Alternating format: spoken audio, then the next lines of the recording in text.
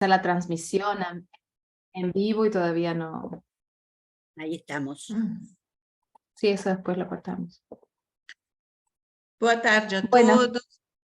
Boa tarde a todos, boa tarde a todas, sejam todos muito bem-vindos a mais esta tarde, né, do nosso ciclo internacional de seminários sobre literatura greco-latina, do Império Romano ao Renascimento, um evento que é coorganizado pela Universidade de Buenos Aires e pela Universidade de São Paulo, e que tem sido realmente uma demonstração, né, de tudo que envolve a palavra encontro, né, um encontro entre pesquisadores, entre pesquisas, entre línguas, países.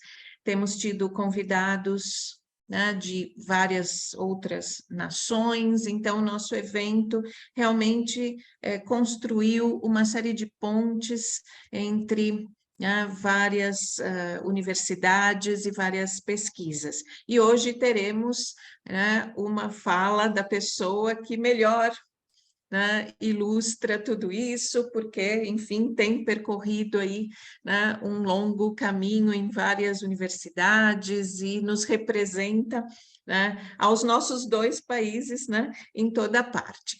Então, eu dou as boas-vindas a todos, lembrando que aqueles que queiram fazer comentários ou perguntas poderão deixá-las por escrito ou no final da conferência, poderão abrir o microfone e fazer também as suas perguntas. E esta comunicação, né, esta fala está sendo gravada, está em construção, uma página do evento que abrigará todas as conferências no formato aí de um livro virtual, né, que em breve será lançado. Então, vocês presentes poderão fazer parte disso, deixando seus comentários também, tá? Para não atrasar mais, né, passarei então a palavra a Cecília e depois volto para apresentar a nossa conferencista. Não, passo a palavra a Liliana agora e depois volto para apresentar a Cecília. Liliana, por favor.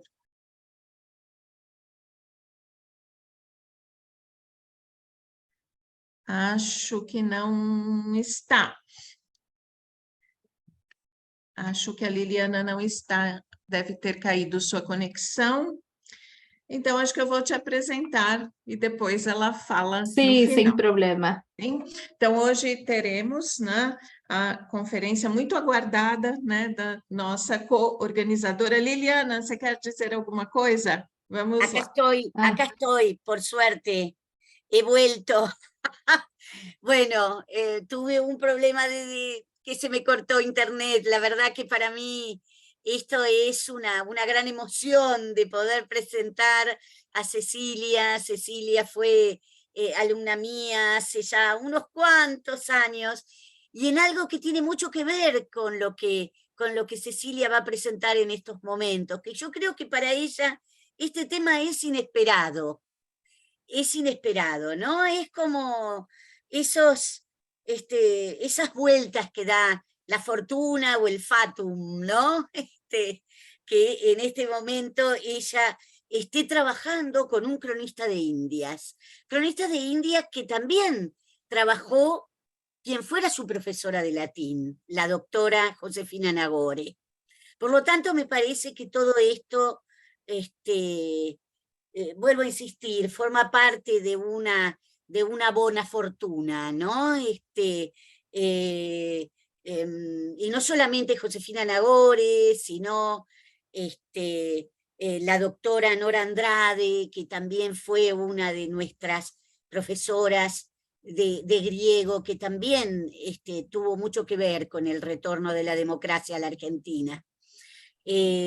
Así que Cecilia, que fue alumna de nuestro primer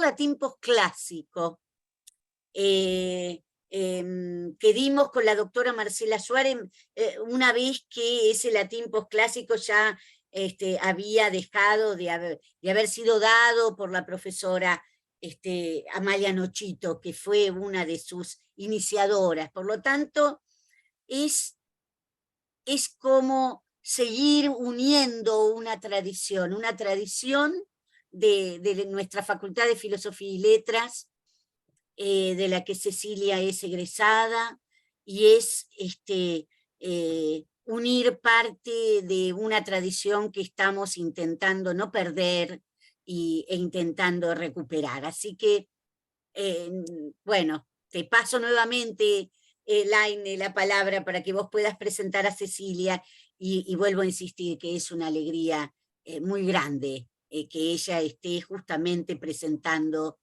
este autor, con esa enorme tradición por detrás.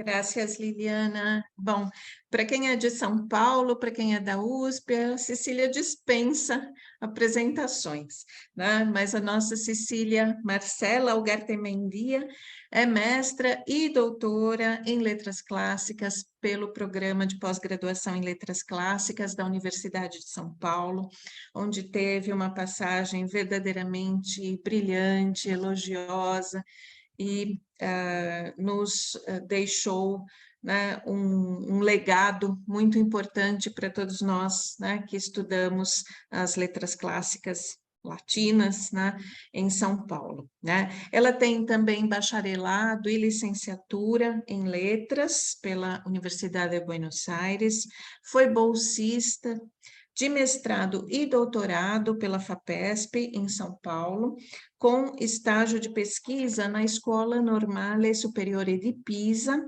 e fez o doutorado sanduíche na University of Pennsylvania. Atuou, né, como professora substituta de latim na Universidade Federal do Rio de Janeiro e de língua e literatura hispânicas na Universidade Estadual do Piauí. As suas áreas de interesse são a poesia latina, do período augustano, e o ensino de espanhol como língua estrangeira.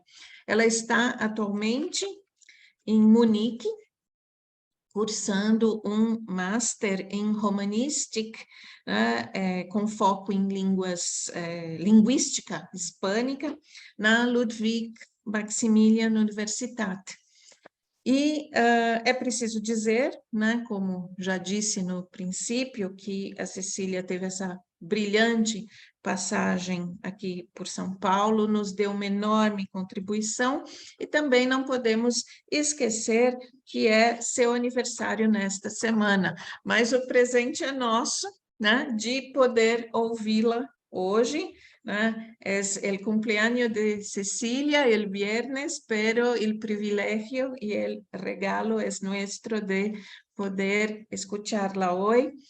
É um grande prazer e uma grande honra apresentar minha colega, agora também com muito prazer minha amiga Cecília Ugartemendia, que vai nos falar sobre língua e discurso em De Orbe Novo Decades, de Pedro Mártir de Angleria, um tema que tenho certeza é novidade para todos nós, ou praticamente todos nós. Então, passo a palavra a Cecília, com um agradecimento muito grande, primeiro, por ter, né, me incluído na organização desse evento, né, me apresentado a Liliana, e nós três juntas temos estado trabalhando desde o ano passado, e pelo prazer de poder ouvi-la hoje também. Então, obrigada, e vamos lá. Obrigada. Bom, muito obrigada, muito boa tarde a todos, obrigada por estar ali no público. Oh, Elaine e Liliana, eu não poderia estar mais agradecida pela apresentação bonita que vocês fizeram de mim, eu até fiquei com vergonha, achei lindo, fiquei emocionada. Então, muito, muito obrigada. Para mim é um grande prazer estar aqui com vocês, organizando este evento, porque eu realmente, ou seja, eu, na minha humildade, estar trabalhando com vocês duas é realmente maravilhoso. E eu queria agradecer também muito aqui a presença, não só de todos vocês, mas especialmente do Alexandre Hasegawa, porque realmente, ou seja, todo esse passo que eu tive pela USP, né, que a Elaine falou sobre isso, não poderia ter acontecido como aconteceu sem a ajuda do meu professor, Alexandre Hasegawa, quem dirigiu o meu doutorado, o meu mestrado, teve toda a paciência, corrigiu meu mestrado e meu doutorado com aquele meu português rudimentário. Então, se eu consegui alguma coisa, foi realmente porque ele me ajudou muito e sempre esteve aqui comigo. Então, eu te agradeço muito, Alexandre, te agradeço por estar aqui no público também. Ahora, pasando al español, también quiero agradecerles nuevamente, Liliana, gracias por toda la presentación. Para mí es un gran placer, obviamente, estar trabajando a tu lado. Es un placer enorme también estar viendo a la gente que está en el público, grandes amigos de la facultad, también otros profesores, estoy viendo también a Mauge ahí entre el público, entonces muchas gracias por estar ahí. Y sin demorar más, voy a empezar a presentar. ¿Dónde está? Díganme, les voy a pedir si por favor me avisan si se ve bien. Sí, sí, se ve perfecto. Sí, bueno. Bueno, entonces empecemos. Vamos a hablar un poco sobre Pedro Mártir de Anglería y su De Orbe Novo de Cádiz. La presentación la voy a hacer en español, si me lo permiten. Hace mucho que no hago una presentación en español, porque últimamente siempre las hago en portugués, entonces también va a ser una novedad. Voy a hablar un poco del discurso, lengua y traducción de las primeras noticias sobre el Nuevo Mundo. Y obviamente, bueno, les presento acá a Pedro Mártir de Anglería. Les cuento que yo también lo conocí hace muy poco, sí, para mí también es una novedad este autor, y reconozco que hasta hace muy poco tiempo yo no lo conocía, sí, y una cosa que me lleva a estudiar y como digo, motivar a todos a que lo estudien es la importancia que tiene este autor. Realmente lo que estoy descubriendo sobre él y sobre el legado que nos dejó es muy grande, entonces bueno, espero por lo menos contagiarles un poco, aunque sea la curiosidad de ir a ver de qué se trata.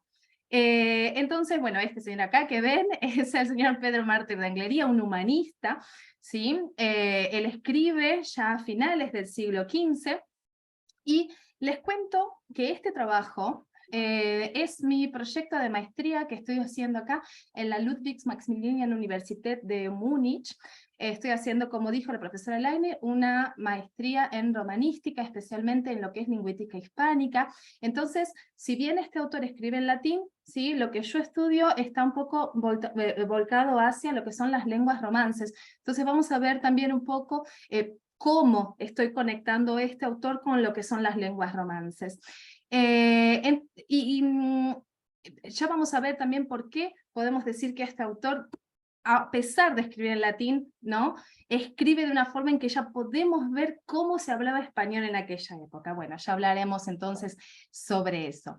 En esta presentación entonces vamos a hablar un poquito sobre quién era Pedro Mártir de Anglería, vamos a hacer una breve nota biográfica, luego vamos a hablar sobre qué es De Orbe Novo de Cádiz, ¿no?, de qué se trata esta obra. Voy a hablar brevemente sobre el contenido, voy a también hacer una brevísima mención de un tema que en realidad podría ser muy extenso, que es la Translatio Imperii en Pedro Mártir de Anglería, vamos a ver de qué se trata. Y por último, lo que voy a hacer es presentarles el proyecto de investigación que yo estoy desarrollando ahora en mi tesis. Y ahí sí me voy a volcar a por lo menos presentarles una muestra del trabajo que yo estoy haciendo. Bueno, muy bien, entonces vamos a hablar un poco de Pedro Mártir, ¿sí? Él es la expresión del espíritu humanista de la época a la que perteneció. Este cronista que orgullosamente escribe sobre la expansión del Imperio Español era en verdad originario de Arona, es una villa de la ribera del Lago Mayor muy cerca de Milán, ¿sí? O sea que un italiano. Y su fecha de nacimiento, si bien es incierta, pensamos que fue entre 1456 y 1459. Él desciende de una familia milanesa de un pasado muy ilustre, pero su presente no es igual, no es tan ilustre, y era protegido del marqués de Anglería, Juan Borromeo, de quien toma su apellido y distinción, de ahí que le llamemos Pedro Mártir de Anglería. Él continúa sus estudios después en Roma, donde se destaca por su dedicación a los estudios humanísticos, lo que le valió la amistad también de grandes personalidades de la época, como el cardenal vicecanciller vizconde Ascanio Sforza y el conde de Tendilla, Íñigo López de Mendoza. Tal vez por invitación del conde de Tendilla, él va a España en 1487, un poco también atraído por los enfrentamientos entre los reyes católicos y los moros del Reino de Granada, y allí toma el hábito eclesiástico en 1492. Pedro Mártir estaba muy bien posicionado dentro de lo que es la corte española, ¿sí? Él no solamente fue capellán de la reina Isabel, sino que además fue embajador en Bohemia, en Hungría, en Egipto.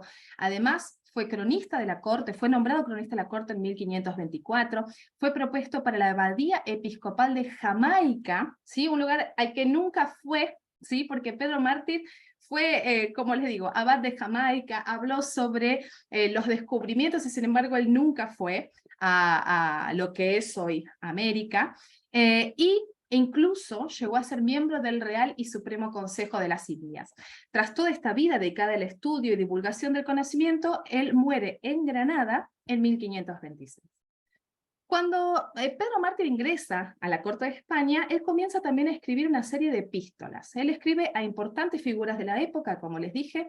Él era un humanista muy reconocido y por lo tanto tenía muchos contactos. Y las primeras noticias de la llegada de la expedición comandada por Cristóbal Colón a lo que, según Cristóbal Colón creyó, eran las Indias Occidentales, fueron transmitidas por Pedro Mártir a sus influyentes amigos por medio de estas cartas que se recogen en una obra de él que se llama Opus Epistolarum. Estas cartas pueden llegar a considerarse inclusive como un primer borrador de lo que sería posteriormente las décadas del Nuevo Mundo o de Orbe Novo Decades, que es la obra que yo trabajo, que es sin duda la más trascendente, a pesar de que él escribió varias cosas, ¿no? Escribió poemas, escribió también epigramas. Toda su obra está escrita en latín, aunque ya podemos atisbar en ella, en el latín, este estado de la lengua vulgar española, como les decía antes, ¿sí? De la sociedad de fines del siglo XV. Sabemos que para darle valor universal a sus escritos, Pedro Mártir escribe en latín, pero no sigue un modelo en particular, ¿sí? De qué tipo de latín es el que usa, sino que lo que percibimos es que, si bien, como dice Nagore, como dijo la profesora Josefina Nagore, que mencionó Liliana al principio, que estudió también el latín de Pedro Mártir, el latín de Pedro Mártir era bastante clásico en general. No podemos dejar pasar la cantidad de contaminaciones que tiene ese latín, que es, la verdad que es muy interesante ver la cuestión del latín romanzado de Pedro Mártir, que en este momento, en esta presentación, no vamos a poder hablar de ello por una cuestión de tiempo, pero realmente es muy, muy interesante, porque lo que podemos ver es, en ese latín de Pedro Mártir, podemos ver reflejado el español, el italiano, incluso el portugués, ¿sí? De la época. ¿Por qué? Porque hay muchos términos que él utiliza que en realidad no son no vemos el paso del latín a la lengua romance, sino que vemos palabras que ya forman parte de la lengua romance y él las latiniza para traerlas a su discurso. Entonces, realmente vemos en Pedro Mártir, a pesar de escribir en latín, testimonios o los primeros testimonios de muchas palabras que después se vuelven la norma y que en realidad recién empezaban a usarse y Pedro Mártir las utiliza en su discurso. Es realmente muy interesante. Va a aparecer algo, cuando aparezca se los voy a mencionar en los ejemplos que vamos a ver. Bien, entonces les voy a presentar de qué se trata esta obra de Orbe Novo Decades, y por eso vamos a hablar del género, el objetivo y la creación del concepto de nuevo mundo, ¿no? ¿De dónde sale esto? En general me voy a centrar en estos tres puntitos que les estoy marcando acá. Vamos a empezar a hablar primero de lo que es el género, ¿sí? No vamos a hablar del género primero, vamos a hablar primero de cuál es la intención, ¿sí? De Pedro, por más de que intención se me parece una mala palabra cuando hablamos de los clásicos, pero bueno, perdón, voy a usar la palabra intención acá. ¿Cuál es el objetivo, ¿no? de la obra, o cuál es el objetivo de Pedro Mártir a escribir estas cartas? Después vamos a hablar un poquito de género, y por fin vamos a hablar de este concepto de nuevo mundo, ¿sí? Entonces, las décadas del Nuevo Mundo, como les decía, es sin duda la mayor obra de Pedro Mártir, no solo por su extensión, sino por la importancia histórica, ¿sí? Que tiene para la posteridad. Les cuento que son larguísimas, ¿sí? Las décadas es un libro muy, muy largo. Para que se den una idea, acá tengo un tomo, ¿sí? Entonces, por ejemplo, son 2 tomos de esto, y esto no es una edición bilingüe, tenemos ediciones bilingües de hasta 4 tomos, es realmente muy, muy larga la obra. Son 8 décadas, ¿sí? ¿Por qué se llama décadas? No porque ocupen un periodo de tiempo de 10 años, ni mucho menos. Se llaman décadas porque cada una de estas décadas es un conjunto de 10 epístolas que él escribe a estos personajes famosos que lo rodeaban en su momento. Y estas epístolas fueron redactadas a lo largo de no menos de 32 años, ¿sí? Entonces se pueden imaginar todo lo que pasó desde 1493, ¿sí? En que él empieza a redactar esta obra, o sea, él empieza o sea, cuando Colón vuelve del primer viaje ya empieza a escribir cartas, y esta obra en 1493, 32 años después termina, ¿sí? Entonces se pueden imaginar todo, no solamente todo lo que pasó, sino cómo fue evolucionando, ¿no?, la idea del conocimiento de este nuevo mundo.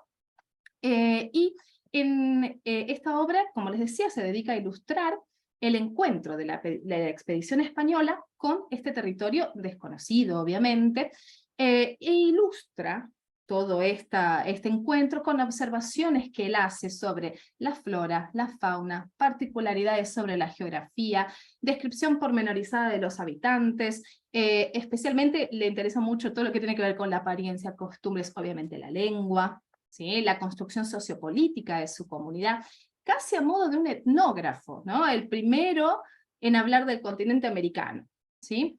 Pero Pedro Mártir era muy consciente, parece, de la empresa en la que él se embarcaba, y se arroga no solo ser el primero, sino el único que entendió la importancia de asentar estos descubrimientos en una serie de crónicas. Y así él lo deja claro en la carta dedicada al rey Carlos, que forma parte del proemio de toda esta obra, y en la que él dice lo siguiente. Yo voy a leer la traducción al español. Esta traducción es mía, así que puede tener errores, ¿sí? Cuando no sean mías traducciones se los voy a indicar. Y él dice: la divina providencia ha reservado desde cuando estableció construir el mundo el conocimiento de la inmensa vastedad del océano occidental hasta nuestro tiempo. Ella misma, por no sé cuál apremiante destino, parece haberme traído a España desde mi tierra natal, Milán, y después de la ciudad de Roma, donde pasé casi 10 años, para que yo recogiera estas cosas nuevas y admirables parte por parte, las que de otra forma tal vez hubieran quedado escondidas, sumergidas en las voraces fauces del olvido, ya que los historiadores españoles, ciertamente hombres egregios, se ocupan de estas cosas solo de forma general, ¿sí? Entonces acá vemos cómo él está orgulloso de ser el primero realmente que está hablando sobre esto.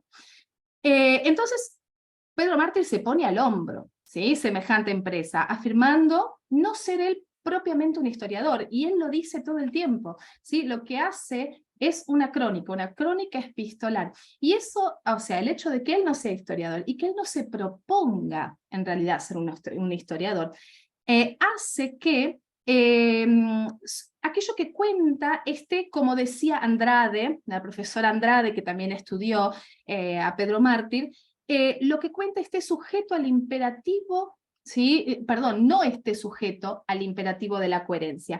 ¿Por qué? O sea, hay anacronismos en el sentido de que a veces cuenta una cosa y después recuerda que podría haber contado otra primero, ¿sí? Entonces, uno de sus traductores dice que hay errores de todos los calibres, ¿no?, en sus crónicas, pero que eso no le resta mérito a este testimonio honradamente veraz, termina de decir este traductor. Anglería hace hincapié varios momentos en el recurso de la autopsia, ¿no? Esta apelación al público para que, a pesar de lo extraordinario, se crea en lo que se dice. Ahora, la cuestión es que este recurso de la autopsia, ¿no?, tiene que ver con el autor decir: yo estuve ahí, sí, yo vi, una cosa que hace mucho Ovidio en sus cartas del exilio, ¿no? Yo vi que el mar se congelaba, entonces créanme cuando digo que donde estoy es horrible y congelado, decía Ovidio. Y Pedro Mártir también lo hace, solamente que él no estuvo ahí. A él se lo contaron, y tal como se lo cuentan, él lo vuelve a contar, dice eso. Ahora, toda esta exaltación por la expansión del reino de Castilla no lo lleva a él ser un obsecuente de la corona. Una cuestión relevante para entender lo que nos transmite Pedro Mártir es su punto de vista crítico sobre aquello que relata, y eso me parece súper interesante. Acá no tengo todos los ejemplos, son muchos, ¿no? Solamente traje 2 oraciones donde él realmente da a entender que no es, o sea, él cuenta lo que le dicen, ¿sí? Pero no se hace cargo de lo que está diciendo, ¿no? Él dice, yo tomé lo que me dieron y lo que me dieron helo aquí. O también dice, no me toca a mí decidir si esto que cuenta es verdadero o no, aunque en mi opinión dista mucho de serlo. Este tipo de comentarios los hace todo el tiempo. Por ejemplo, él se basa en opiniones científicas para decir que Colón está equivocado cuando él dice que llegó a las Indias. Él dice, no, pero o sea, no puede ser que haya llegado tan rápido, ¿no? Él dice este tipo de cosas, o sea, a pesar de que en esa época no les entraba en la cabeza que hubiese más tierra, a Pedro Mártir no le cerraba la idea de que Colón haya llegado en 30 y pocos días. Consigo entender a teoria, Oh, a gente que manja do assunto, qual é a vantagem que Mané leva? Porque assim, perdón, se hay você algo... Ahí, perdón. Bueno, entonces les decía, o sea, cuando Pedro Mártir duda de algo, lo dice, ¿sí? Él lo dice y no tiene vergüenza de decirlo, o sea, no tiene ningún prurito en decirlo, y también, por ejemplo, critica la violencia con la que se lleva a cabo, ¿no? la colonización, o sea, él cuenta, es un cronista, pero no por eso tiene que estar de acuerdo o comparte todo lo que él dice. Sin embargo, ¿no? A pesar de que, bueno, él no está de acuerdo, Andrade también nota que Anglería tiene una virtud de Aristarco en la filología, dice ella, gracias a la cual, en vez de eliminar aquello sobre lo cual no tiene certeza absoluta o desconfía, él lo marca, él dice, me contaron esto, no lo creo, pero me lo contaron, entonces yo también lo cuento, ¿no? Y esta aclaración es necesaria porque distancia al autor de aquella afirmación que él nos presenta. Bien, entonces, ahora vamos a pasar a la cuestión del género rápidamente. Las crónicas de Pedro Mártir, ¿sí? Tienen la particularidad de circunscribirse al género epistolográfico de no ficción, ¿sí? Cada uno de los libros que componen estas 8 décadas tienen un formato epistolar, por lo que hay un saludo, hay direccionamiento del autor a su destinatario en segunda persona, hay paréntesis hechos en su descripción para conversar con su interlocutor, eso es bastante común, hay un cierre, un saludo fiel al género, ¿sí? Se despide siempre con un vale. Y este género no es ajeno a la época humanística, sino muy por lo contrario, durante el humanismo justamente que el género epistolar se hace más asiduo, incluso de la mano de la contribución de la subjetividad y de las lenguas vernáculas, que empiezan a circular por escrito.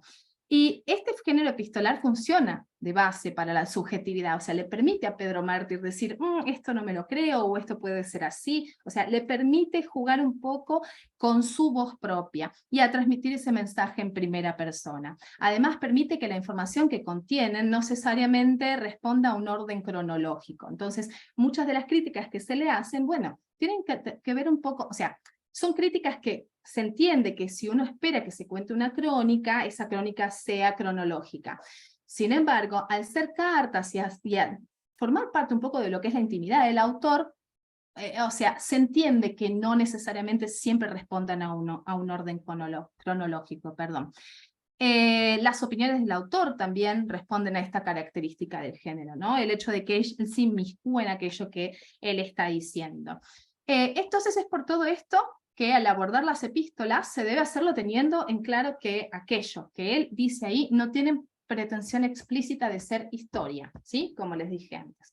Entonces no abordemos estas cartas de Pedro Mártir como un relato histórico, ¿sí? Sino como lo que son cartas personales en los que él cuenta lo que le están contando sobre algo muy importante que es justamente estos viajes que está haciendo Colón y los viajes que se harán posteriormente también.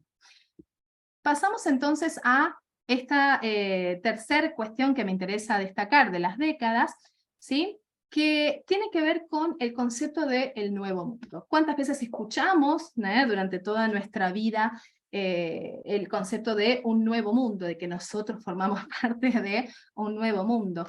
¿Y de dónde, o sea, no es que viene necesariamente de él y nunca nadie lo había dicho antes, sino que él es una de las primeras personas que lo dice y su obra, si bien nosotros no la conocemos tanto, en su época circuló y mucho. Entonces tuvo un peso muy grande. Y él dice, lo tengo por acá, ¿sí? Él dice lo siguiente, colonus ille novi orbis repertor. ¿sí? O sea, ¿qué es esto? Aquel Colón descubridor de un nuevo mundo.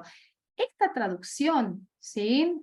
Puede tener problemas, y Edmundo O'Gorman, que es un autor muy importante, él escribe particularmente un libro que se llama La invención de América, donde él desmenuza esta idea de el descubrimiento de América, o sea, criticándolo, ¿no? Y él habla sobre cómo se creó este discurso sobre el hecho de que América fue descubierta.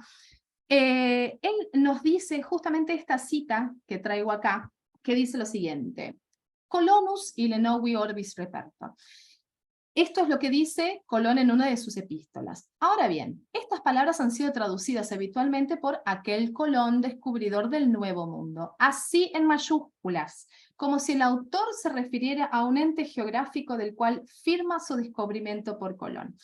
¿Por qué a mí me interesa la cuestión de las mayúsculas? Porque es muy común, ¿sí?, que cuando vemos el título de las décadas del Nuevo Mundo, veamos Nuevo Mundo en mayúsculas. Y es muy común también ver algunas traducciones, ¿no?, especialmente de las epístolas, no de las décadas, donde Nuevo Mundo aparece en mayúscula, como si fuese un nombre propio, ¿sí? Y el problema es que al verter esto, ¿sí?, en las lenguas modernas, en mayúsculas, ¿no?, le estamos dando a Pedro Mártir la posición de ser aquel que acuñó este nombre, ¿no?, para el lugar donde nosotros hoy vivimos.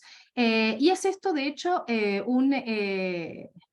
no voy a decir que es un error, sino que es algo un poquito impreciso, porque si bien él habla de esto, no lo hace de ninguna forma poniéndolo en mayúsculas. Es más, según la visión, según la cosmovisión, ¿no?, europea de la época, la isla de la Tierra estaba dividida en tres partes, ¿sí?, con una relación jerárquica. Estaba Europa, Asia y África. Colón, tal como Pedro Mártir, no puede haber pensado que él descubrió América, ya que eso no estaba entre las posibilidades del pensamiento de la época.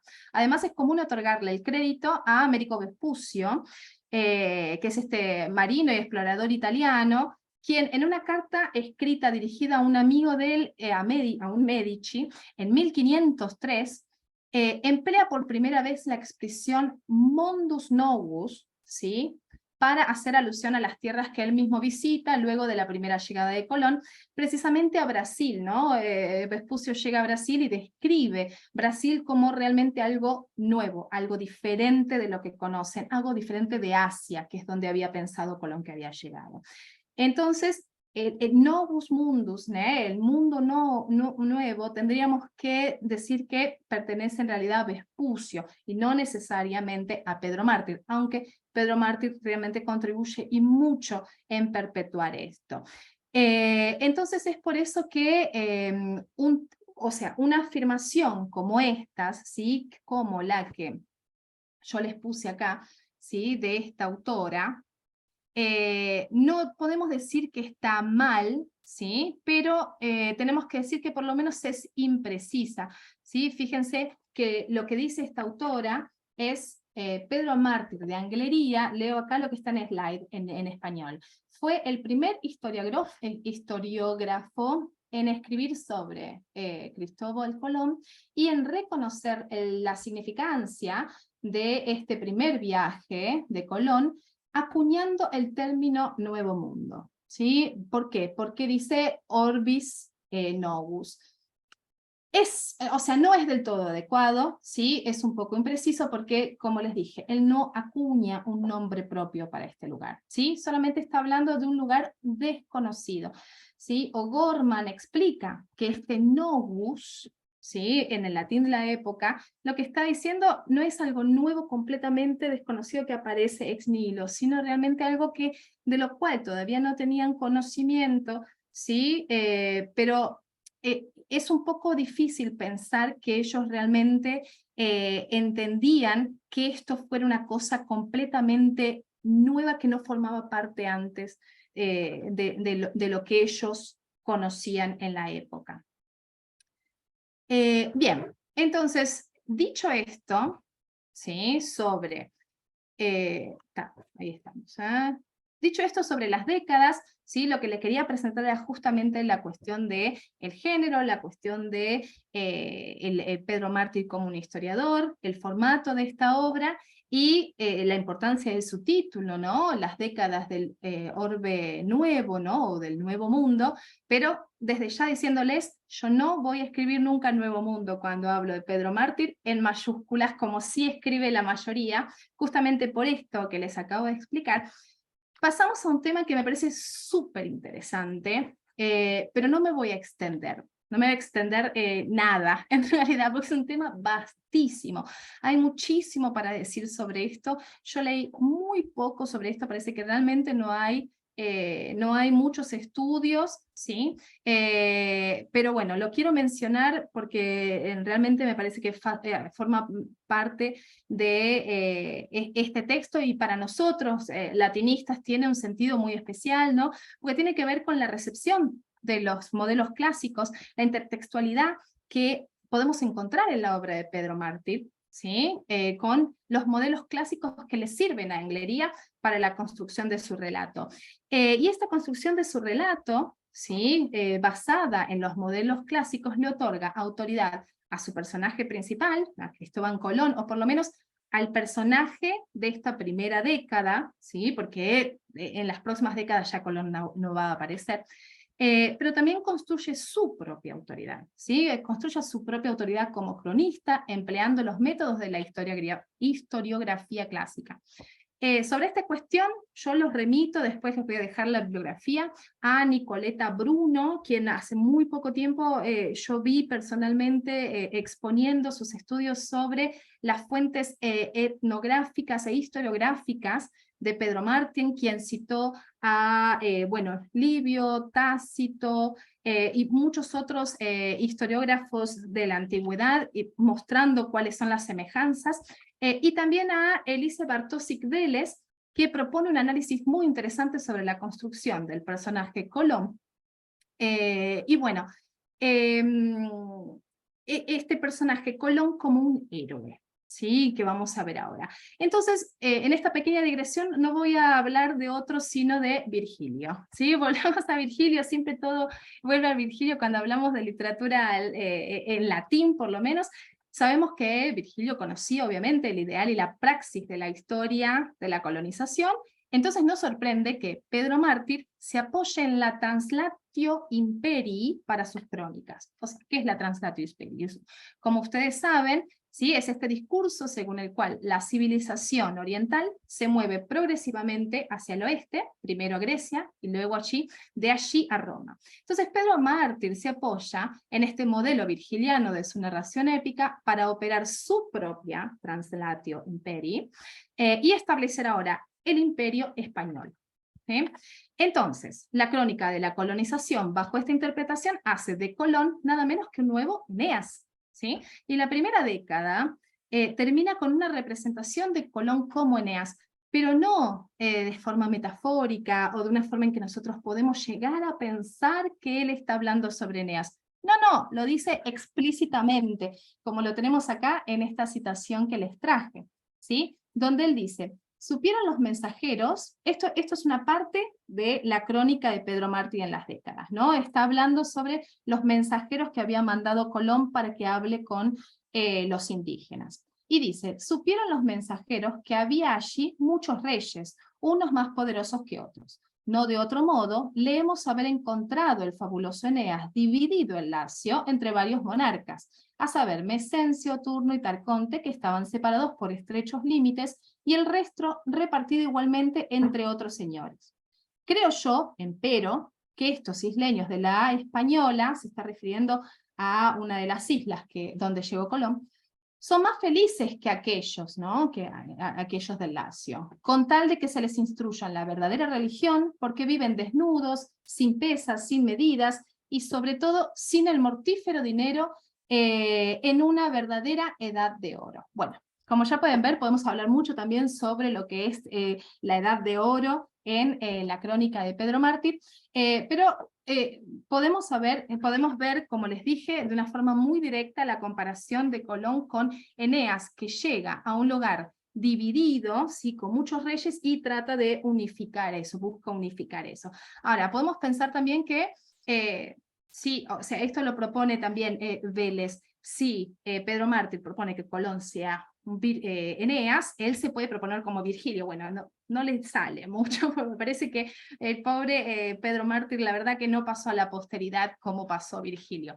Pero bueno, como les dije, esto es algo muy, muy interesante que podemos encontrar en las crónicas, y que todos aquellos que estén muy curiosos por leer las décadas del Nuevo Mundo tienen un gran trabajo en extraer todo este material de sus escritos. Bueno, muy bien, entonces haciendo esta larguísima presentación de la obra y de su autor, voy a pasar acá a lo que yo estoy haciendo, ¿sí? Como les dije, este trabajo, esta investigación forma parte de mi maestría, ¿sí? Mi maestría, que se llama Discurso, Lengua y Propuesta, de edición latino-española del De Orbe Novo Decades de Pedro Mártir de Anglía. Mi maestría es en romanística, o sea, no es en latín, ¿sí? Entonces yo estoy trabajando con las traducciones de Pedro Mártir a las lenguas romances.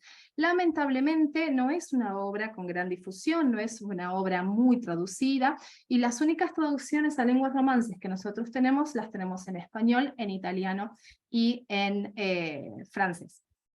Entonces, les cuento un poco de qué se trata lo que yo estoy haciendo. A pesar de la novedad temática y genérica de las décadas, han sufrido ellas la relegación del tiempo, y de forma más que paradójica, sobre todo en la propia España, en donde la primera traducción al del latín al español estuvo a cargo de Joaquín Torres Asensio en el siglo XIX, más precisamente con motivo de la conmemoración de los 400 años del descubrimiento de América, o sea, en 1892.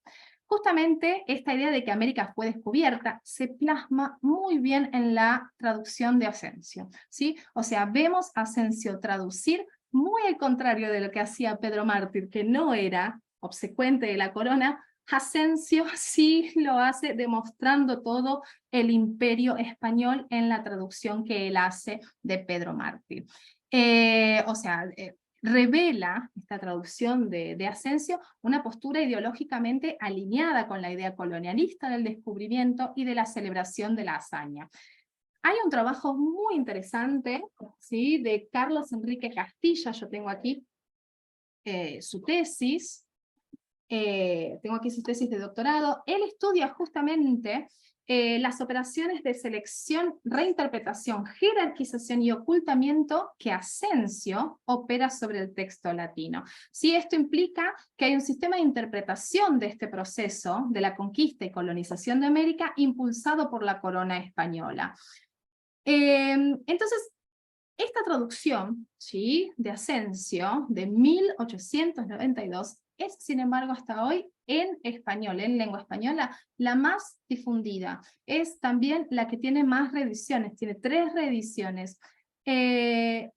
Y esto me llama la atención porque yo, los pocos, ¿no?, porque hay muy poco trabajo sobre anglería, los pocos trabajos que yo leo de Pedro Mártir hechos en español, todos toman la traducción de Asensio, ¿sí?, para hacer el estudio o para hacer sus traducciones, para poner su traducción al latín. Y no toman la traducción de 1964 a cargo de Agustín Millares Carlo, ¿sí?, que es una traducción que tiene además el prólogo de Edmundo O'Gorman, este hombre que yo les dije que escribió sobre la invención de América, ¿sí? Bueno, las diferencias que hay entre la traducción de Torres Asensio y la de Millares Carlos tienen que ver mucho por el momento histórico, o sea, la época en donde fueron escritas, ¿no? La lengua también ha cambiado, y vemos mucho, ¿no?, cómo la traducción de Torres Asensio es un poco más latinizante, ¿sí? La de Millares Carlos tiene una sintaxis un poco más clara, es mucho más explicativa, repone muchísimos sujetos que no están en el latín y que no están en la de Torres Asensio. También podemos ver diferencias en cuanto a la selección léxica, ¿sí? Pero llama la atención que algunas selecciones de palabras, algunas coincidencias entre las dos traducciones, ¿no? De palabras que en realidad serían anacrónicas o no serían lo más correcto para traducir aquello que está diciendo Pedro Martí, nos hace pensar quizás no tanto en una perpetuación de la idea del descubrimiento, sino en la incorporación en el propio léxico hispánico, ¿sí?, de palabras difícilmente disociables de aquello que tiene que ver con la idea del descubrimiento. ¿Qué quiero decir? Que a veces, ¿no?, Millares Carlo, a pesar de hacer una nueva traducción, a pesar de esa traducción tener el prólogo de O'Gorman, o sea, de que hay cierto reaccionismo, ¿sí?, cae en el uso de un léxico que en realidad lo que está reflejando es la idea de la colonización de una forma que Pedro Martí no lo hacía. Eso es lo que me interesa demostrar. Entonces, acá yo les puse los objetivos, ¿sí?, que yo presento en mi proyecto de maestría. Estos objetivos son 3, como verán, pero la argumentación que yo expongo en la maestría hace que los primeros 2 justifiquen el tercero, ¿sí? En primer lugar, quiero formular una breve reflexión sobre la relación entre filología y el estudio de las traducciones. En segundo lugar, voy a analizar de forma comparativa las últimas traducciones a lenguas romances, como les dije, estas 2 al español, una al francés y una al italiano, partiendo siempre desde el original latino. Lo que hago es un trabajo de comparación para ver cuál es el léxico que cada uno usó. Y por último, lo que yo quiero es proponer y justificar un proyecto de traducción nuevo con un comentario filológico, por lo menos a la primera década, ¿sí? ¿Por qué a la primera década? Por una cuestión de espacio y tiempo que tiene que ver con lo que pide un trabajo de maestría, pero obviamente podemos hacer muchísimo más con esto. Entonces, ¿cuáles son las traducciones utilizadas? Como les dije, la de Torres Asensio, que es de 1892, ¿sí? Pero yo no tengo la de 1892 a mano, tengo su reedición en Buenos Aires, fue reeditada, la de 1892 fue publicada en Madrid. La de 1944, que es una reedición completa, es de Buenos Aires y se consigue fácilmente. Estoy viendo que está realmente en todas las bibliotecas. Quizá también por eso sea que muchos trabajen con esa traducción y no con otras.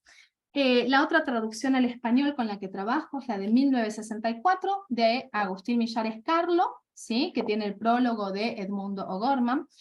Y las 2 traducciones más nuevas que hay, ¿sí?, a lengua romance, una al francés, publicada por Belles Lettres en 2004, y una al italiano, publicada en 2005.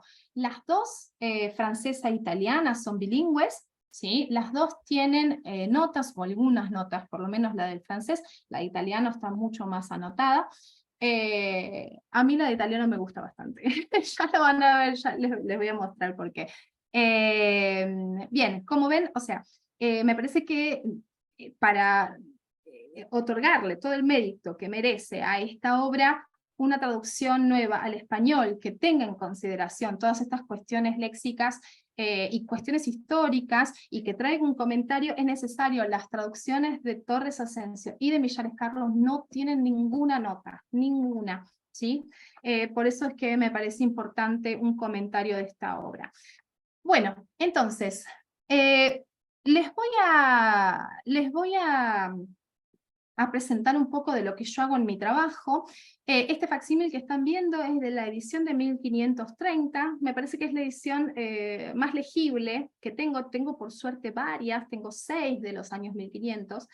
Esta es la más legible y una edición que se consigue fácilmente en internet, en las bibliotecas. Por eso me pareció que trabajar con esta hacía que fuese también más fácil de acompañar aquello que yo propongo en la maestría, ¿no? Quien quiera ir al texto latino puede hacerlo a partir de esta edición. Entonces, lo que yo les quiero empezar a mostrar, ¿sí? Después, si quieren, podemos hablar un poco más sobre lo que yo estaba proponiendo del estudio de las traducciones, ¿no? Y de la importancia de estudiar traducciones, así no me extiendo mucho. Quiero proponerles que miremos juntos algunas comparaciones, ¿no?, del léxico que yo estuve haciendo. Les cuento rápidamente de qué se trata esta primera década, que es sobre la que yo estoy trabajando. En la primera década lo que hace Pedro Mártir es contar, obviamente, el primer viaje de Colón, ¿sí? Cuenta desde que él llega a la corte, convence a los reyes de que le den las carabelas, ¿no? Él viaja, cuenta cómo los marineros querían hacer un motín, pero finalmente llegaron, conocieron tierra firme, se encontraron con los indígenas. Él vuelve, prepara su segundo viaje, vuelve a ir, va con su hermano, y después, bueno, empiezan a conocer un poco la naturaleza, ¿no? De las personas que viven allí en este nuevo territorio desconocido para ellos hasta el momento, y van contando un poco eso, y ya empieza a contar los viajes posteriores, otras personas, a partir de la vuelta de Colón, cada vez que él vuelve y cuenta lo que encuentra, se empiezan a formar nuevas expediciones con otros almirantes a cargo, que empiezan también a viajar hacia el Nuevo Mundo y traen nuevas noticias.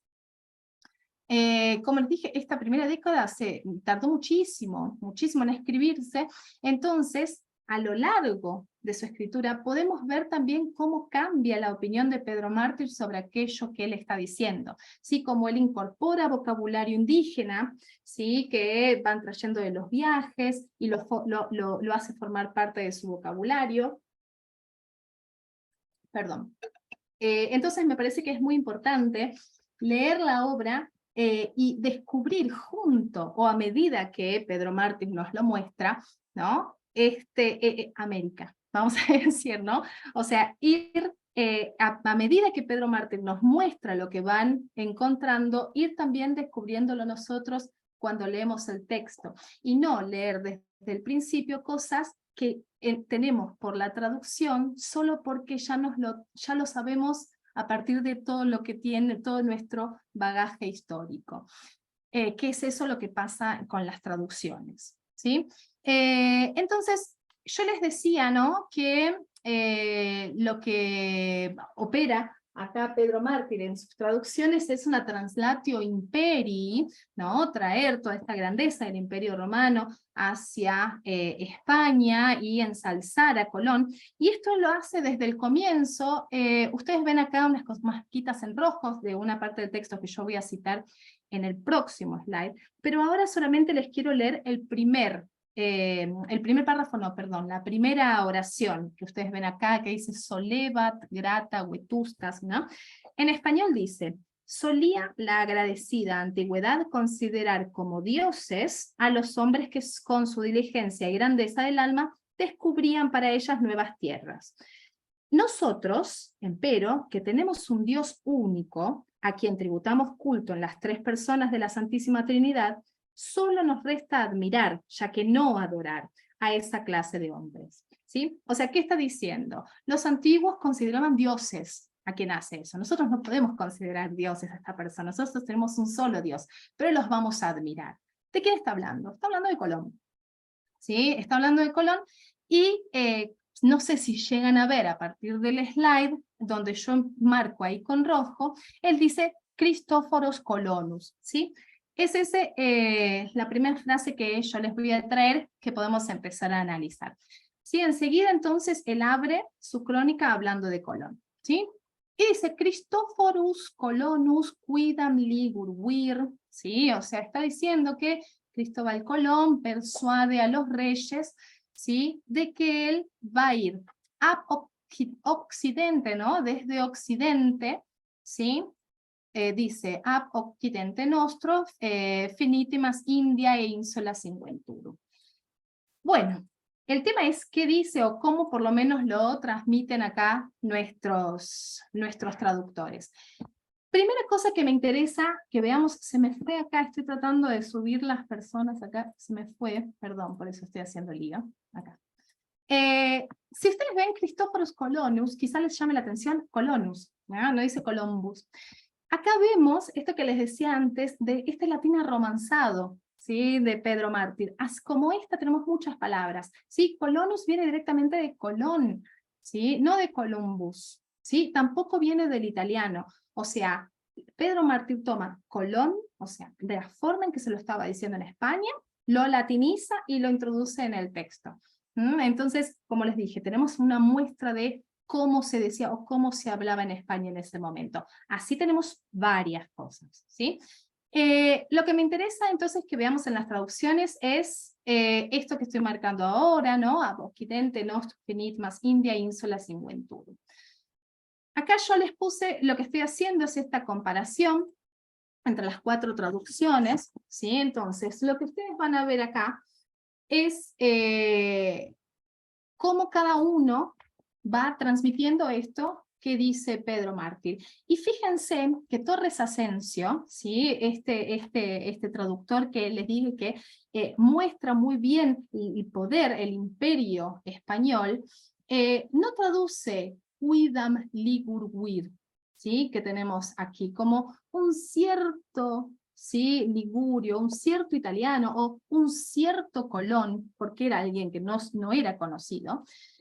Torres Asensio lo da como alguien conocido. Él dice, cierto día, o sea, tira ese quidam, ¿no? de Colón y se lo pone a otra cosa. Cierto día, Cristóbal Colón, varón de la Liguria, ¿sí? Fíjense entonces la autoridad que le está otorgando a Colón, propuso y persuadió a los reyes católicos Fernando e Isabel que por nuestro occidente descubriera pronto islas limítrofes. Una cosa, descubriera, que suena un poco mal, quizás en español descubriría, bueno, es corregido en una reedición de Torres Asensio de 1989, ¿sí? En 1989 se reedita y se corrigen estas cosas que hoy en día no usaríamos, pero de nuevo no se añaden anotaciones, ¿sí? Por eso me parece importante. Entonces, lo que me interesa marcarles es no solamente este cierto, sino este final, fíjense, de la traducción de Asensio, dice que por nuestro occidente descubriera pronto islas limítrofes. Torres Asensio saca las Indias, ¿sí? ¿Por qué? Porque lo está demostrando como un verdadero descubridor. Él, o sea, Asensio también opera esta translatio imperii, ¿sí? No dice que Colón persuade de que por Occidente va a poder llegar a la India. No, Colón persuade de que él va a descubrir islas. Eso es lo que dice Torres Asensio, por lo menos eso es lo que yo veo que él está diciendo. Fíjense cómo está traduciendo ingüenio, ¿no? Está traduciendo por descubrir. Millares Carlo, ¿sí? Que es nuestra segunda traducción al español, traduce este quidam. Dice, un italiano llamado Cristóbal Colón, o sea, no le está dando esta autoridad que le daba Torres Asensio, propuso a los reyes católicos, y Millares Carlos sí trae, ¿sí? Indias. Fíjense hacia el final, dice que partiendo de nuestro occidente, habría de hallar unas islas confinantes con las Indias, ¿sí? Entonces acá ya tenemos por lo menos cuál era la idea de Colón, ¿sí? No era simplemente salir a descubrir cosas que no existían. En francés tenemos lo mismo. Yo no les voy a leer el francés, les pido disculpas, mi francés no es muy bueno, pero bueno, puedo decir en español qué es lo que dice. En francés, ¿sí? Fíjense que también dice un ligurio, ¿eh? O sea, traduce este quidam, y también menciona, ¿sí? estas islas próximas a la India.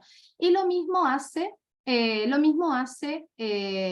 Mazzacane en su traducción al italiano. Un tal Cristoforo Colombo, Ligure, esposa il suo disegno, bla bla bla, y dice, dal nostro occidente avrebbe trovato le isole limitrofe dell'India. Entonces, ya a partir de esto pueden ver cuál es la diferencia realmente que hay entre estas traducciones. Vamos a ver, bueno, acá yo marqué todos los lugares donde aparecen estas diferencias.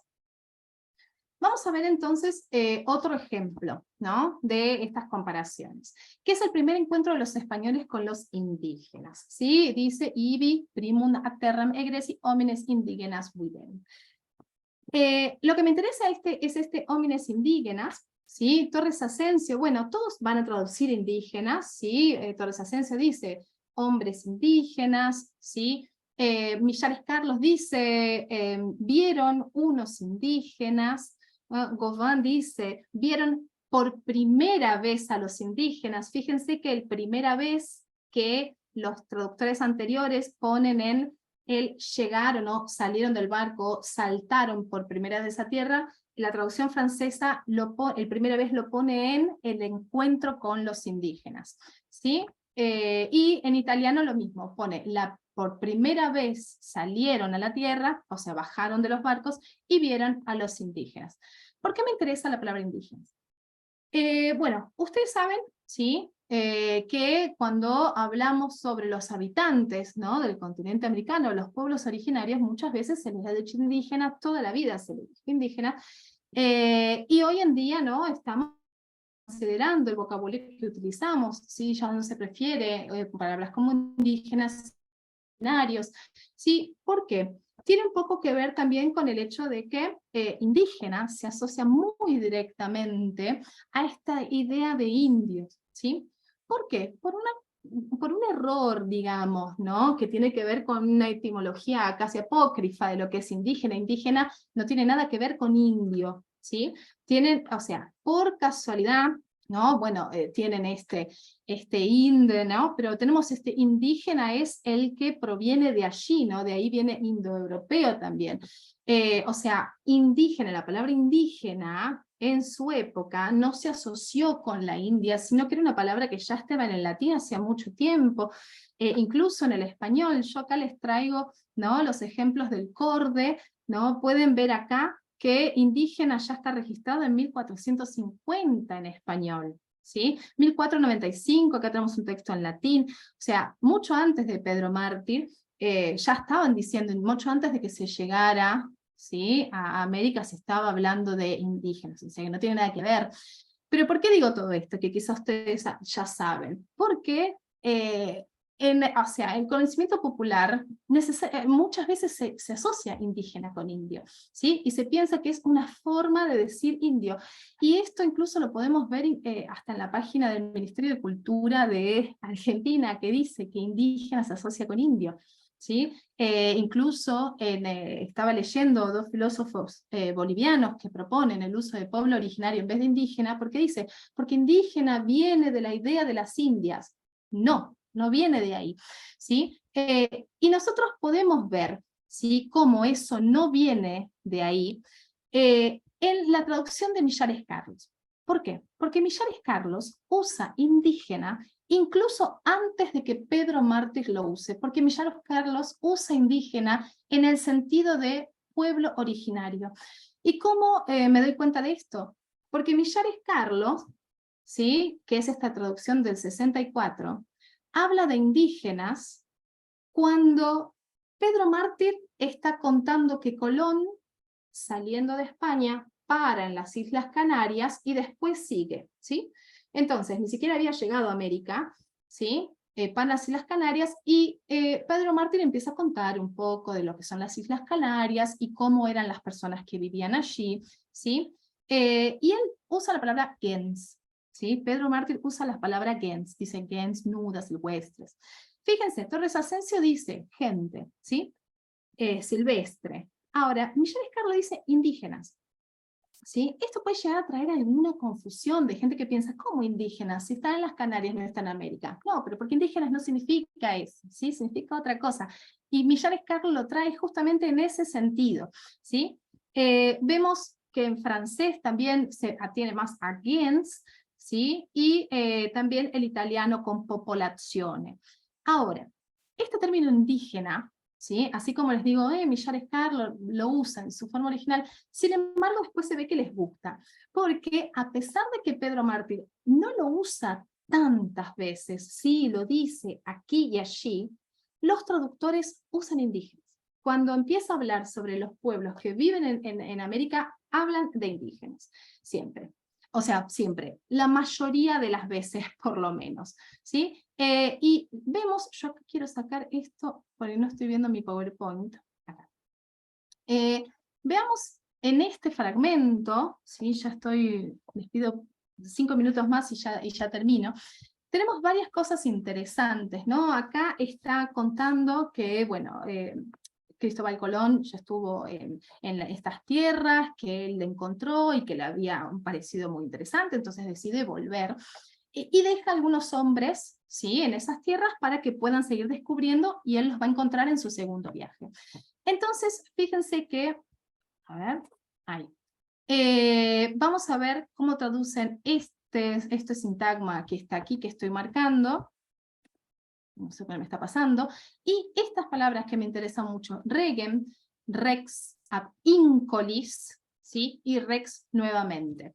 Vamos a ver la traducción de esto, porque me parece muy interesante, perdón, estoy moviendo acá una barra que se me pone en el medio de la pantalla, por eso tardo.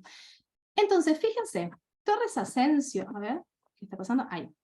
Torres Asensio, que yo les decía que habla mucho más sobre lo que es el nuevo mundo, ¿no? Dice, contentándose pues con estas muestras del nuevo territorio descubierto y de un nuevo mundo nunca oído, o sea, no dice nuevo 2 veces Pedro Mártir, ¿sí? Pero Torres Asensio lo usa medio a poco y nu, ¿no? Para decir nuevo mundo, ¿sí? A pesar de que Pedro Mártir no dice necesariamente eso. ¿Sí? Fíjense que Millares Carlos dice nueva tierra descubierta y un nuevo orbe, también trae este nuevo, pero se queda más con el orbe y no tanto con el nuevo mundo, ¿no? Este concepto.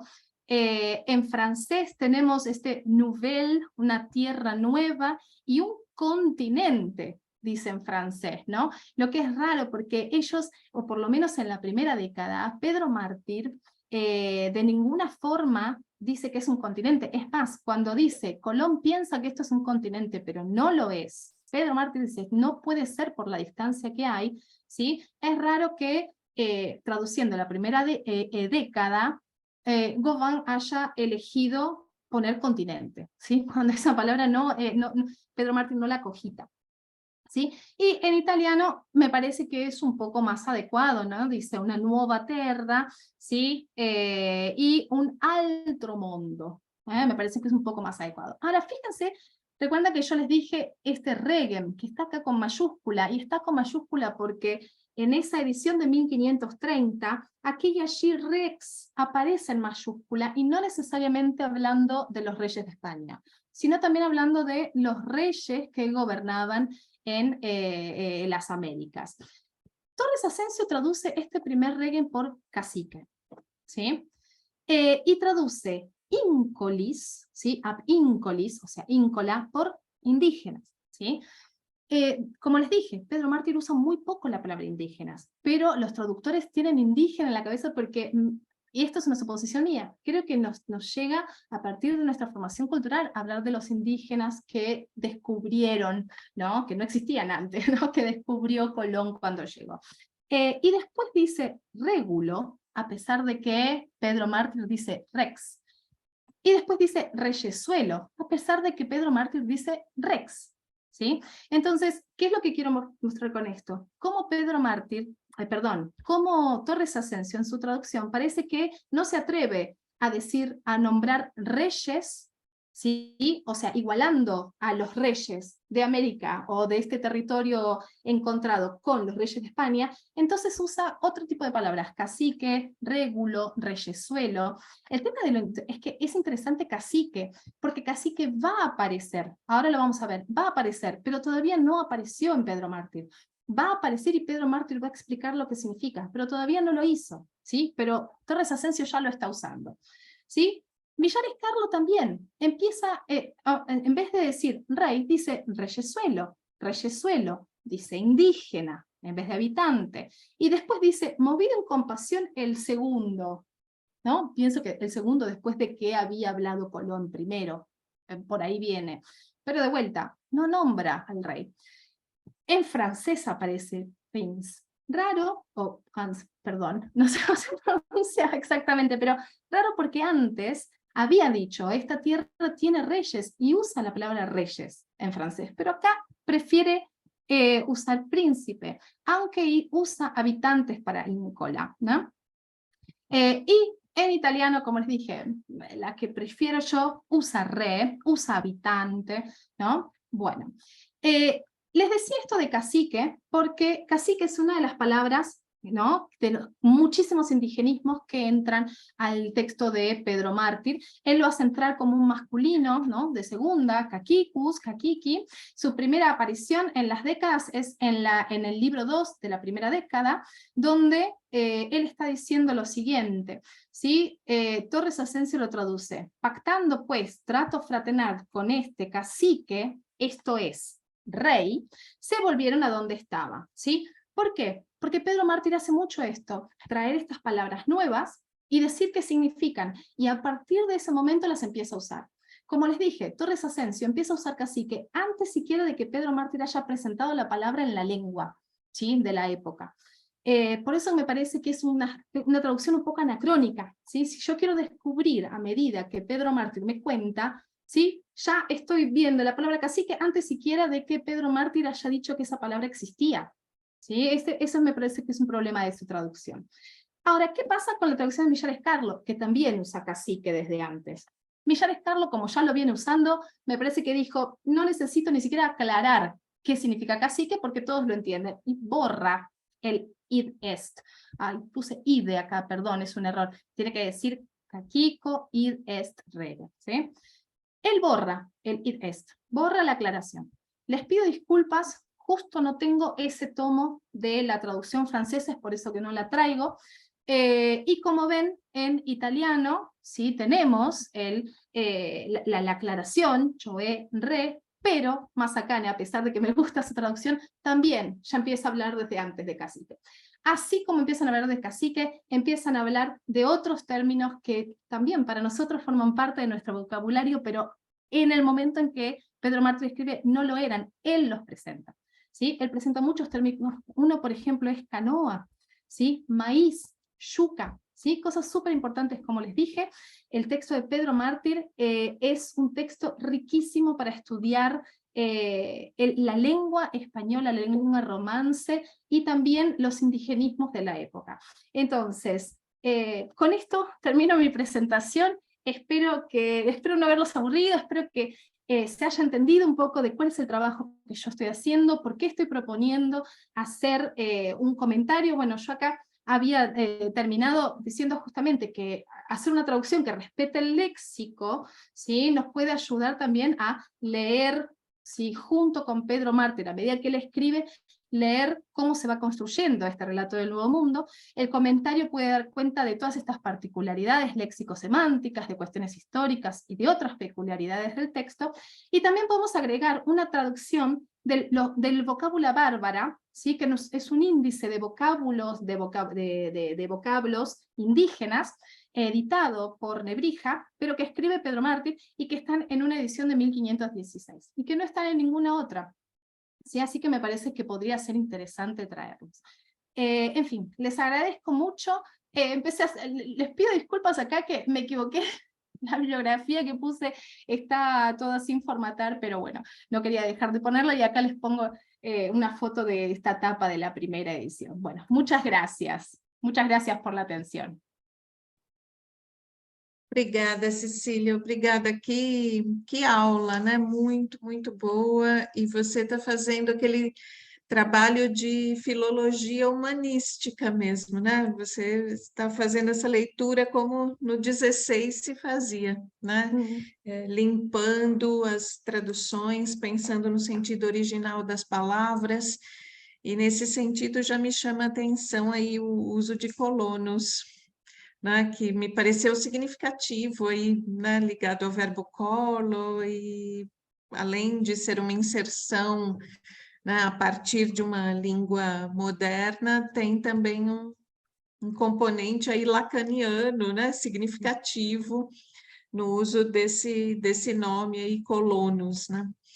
E não é o seu tema exatamente, mas eu tenho trabalhado bastante com o brasileiro, entre aspas, em Montaigne, e eu teria, né, alguma bibliografia sobre esse olhar do europeu né, em direção ao Novo Mundo, se você se interessar, inclusive a tese de um colega nosso, amigo meu, Sebastián Roy, que estudou as crônicas dos primeiros franceses, né, que vieram para o Brasil, já numa época tão recuada quanto a primeira metade do século XVI, né, e tomaram, inclusive, o Rio de Janeiro, e um francês também chamado Franck Letringon, né, Lestringante, né, que estuda bastante também o uso dos gêneros no texto de Montaigne. Por exemplo, Montaigne, ao falar dos brasileiros, finge uma crônica para fazer uma declamação. Então, ele tem aí uma intenção com isso, né? A palavra que você usou e que é bem interessante. Mas tudo isso é muito importante, muito assim, relevante neste momento. Eu espero que isso seja divulgado ao máximo. Acho que foi hoje de manhã ou ontem, eu ouvi um mexicano dando uma entrevista a um programa, e ele dizia que nós falamos na invenção da América, no descobrimento da América, mas a própria Espanha não existia naquele momento como nós claro. falamos hoje, né? Eles não tinham a menor ideia de que estavam num velho mundo, e a própria Espanha estava naquele momento expandindo suas fronteiras para virar o que nós conhecemos hoje como Espanha, né? Com a expulsão dos árabes, enfim. Então, todos esses conceitos, eles vêm, né, muito carregados de coisas que foram acumuladas sobre eles, e esse seu trabalho de humanista mesmo, de filóloga, de limpar as palavras e restituir o sentido original delas, é muito importante para afastar aí preconceitos, inclusive para afastar, né, a acusação de preconceito sobre essas pessoas que não tinham o mesmo olhar que nós. Então, tudo muito relevante. Eu espero que você também possa voltar para nós aqui, continuar aqui no Novo Mundo, né, esse seu trabalho, e que ele seja muito divulgado aqui, porque é muito importante. E obrigada pela conferência, tenho certeza que todos nós aprendemos demais, porque nós não sabemos muito sobre nós mesmos, né? Não temos tantas informações assim sobre, né, como se deu aí o nosso nascimento como, né, parte de uma cultura, né, letrada, digamos assim. Mas obrigada demais mesmo. Bueno, gracias, Elaine. Sí, me interesa muchísimo la bibliografía, porque, bueno, como les digo, esto obviamente podría trabajarse muchísimo sobre esto. La maestría se hace muy poco tiempo y son 70 páginas como mucho, entonces imagínense que no me puedo explayar demasiado. Tengo muchísimo para analizar, es una obra vastísima, y aparte, bueno, tengo toda una introducción, ¿no?, que hacer, entonces realmente hay mucho más para trabajar de lo que yo puedo hacer limitada a la cuestión de espacio y tiempo, ¿no? Entonces mi idea es que todo esto sea realmente un proyecto de investigación a futuro. Espero que así pueda ser, así que bueno, obviamente me interesa muchísimo la bibliografía, y muchas gracias por la devolución. Certamente temos comentários, perguntas. Liliana. Me parece que la profesora Steinberg quiere hacer alguna pregunta. La veo. Está sin micrófono, María Eugenia. No se te escucha, Mauji. No te escuchamos, Mauji. Tenés que abrir el micrófono. Muteada. Sí, ahí está. Sí, perdón. Encantada de haberte escuchado. Estoy fascinada con que hayas ingresado en este territorio, que también a mí me recuerda a nuestras colegas que trabajaron con este tema, en particular a Amalia Nochito, desde hace mucho tiempo, y por supuesto Josefina Nagore y Nora Andrade también, las tengo muy presentes en este momento. Tu perspectiva de análisis me parece fascinante, y me quedé pensando, un poco por vicio profesional, digamos, si de alguna manera vos has tenido la oportunidad, más allá de lo que vas contando acerca de las dimensiones del trabajo que tenés por delante, si has pensado en recurrir a más de una edición de latín de Pedro Mártir. Es decir, si has hecho una especie de requencio con las ediciones de Pedro Mártir en latín, para ver de antemano si existen variantes en la transmisión, ¿verdad? Porque dado que le vas a poner el acento en las diferencias entre las traducciones, quizás también sería bueno revisar, aunque no forme parte del trabajo en sí, pero para saberlo vos, si la transmisión del texto tiene o presenta variantes que puedan ser dignas de mención, porque quizás ese mismo problema que refleja la necesidad de Pedro Mártir de hacer una aclaración de lo que significan las palabras, ¿no es cierto? Quizás eso mismo haya quedado atestiguado en más de una versión del texto en latín. Sí, mira, estoy medio trabada porque estaba buscando a ver si la encontraba, pero sí, o sea, ya no lo hice profundamente con todas, pero tengo la suerte de tener varias ediciones en la mano. Conseguí la de 1530 y la de 1533, que son iguales, la de 1511, que tiene solamente la primera década, se lee un poco, es un poco difícil de leer, pero no tiene todas las, por ejemplo, esta mayúscula de Reges, yo ya vi que no tiene, que sí la tiene la de 1530, pero la primera edición de 1511 solamente tiene la primera década, no las 8 siguientes. Claro. Y la primera edición de 1511, porque en ese momento que él edita la primera edición de 1511, o sea, Pedro Mártir la edita en vida con Acura de Nebrija, o sea, estamos hablando de Antonio de Nebrija, era su editor, ¿no? Y quien lo corregía. Tiene algunas cosas que después son corregidas en la edición posterior de 1516.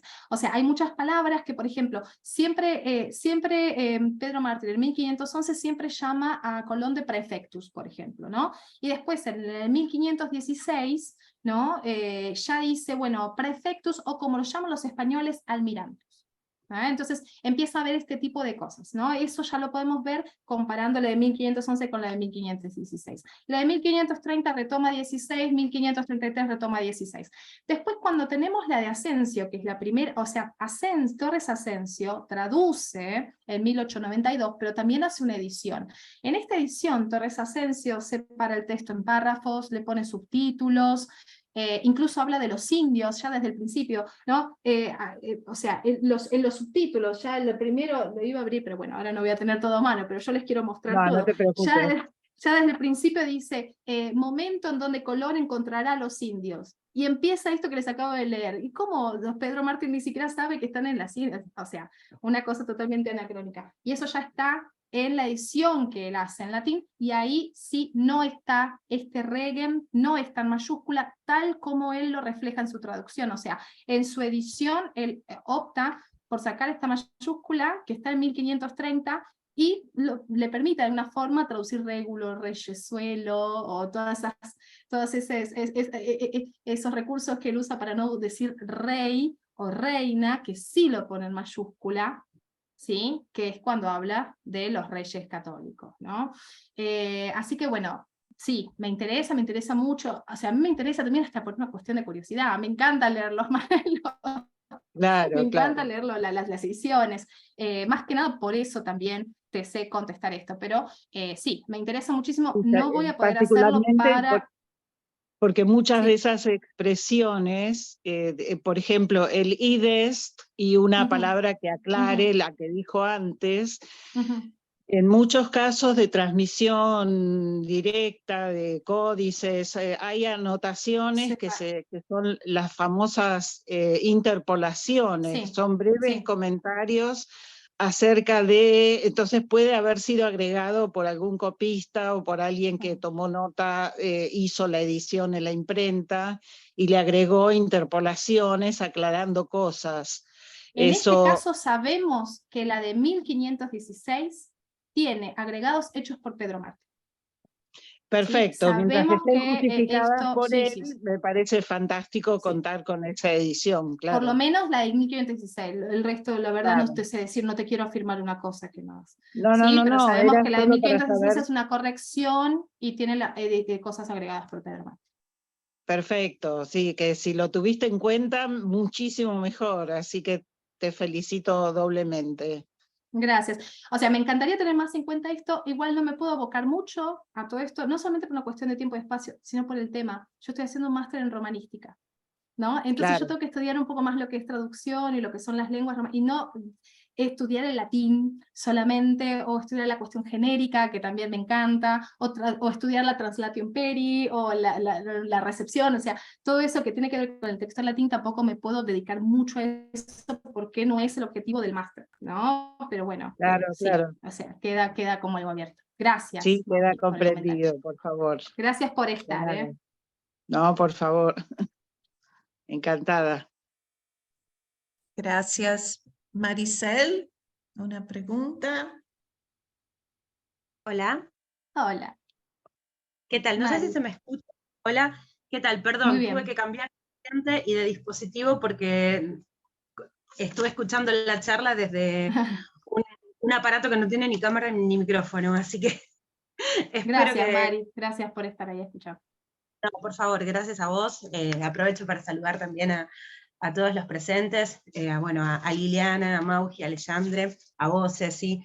Bueno, lo mío igual es muy chiquito, es un comentario, o sea, tomé un montón de notas mientras hablabas. Es como que tengo mucho sobre el texto que podría preguntarte, pero creo que también por ahí podríamos charlar otro día, porque si no va a ser eterno.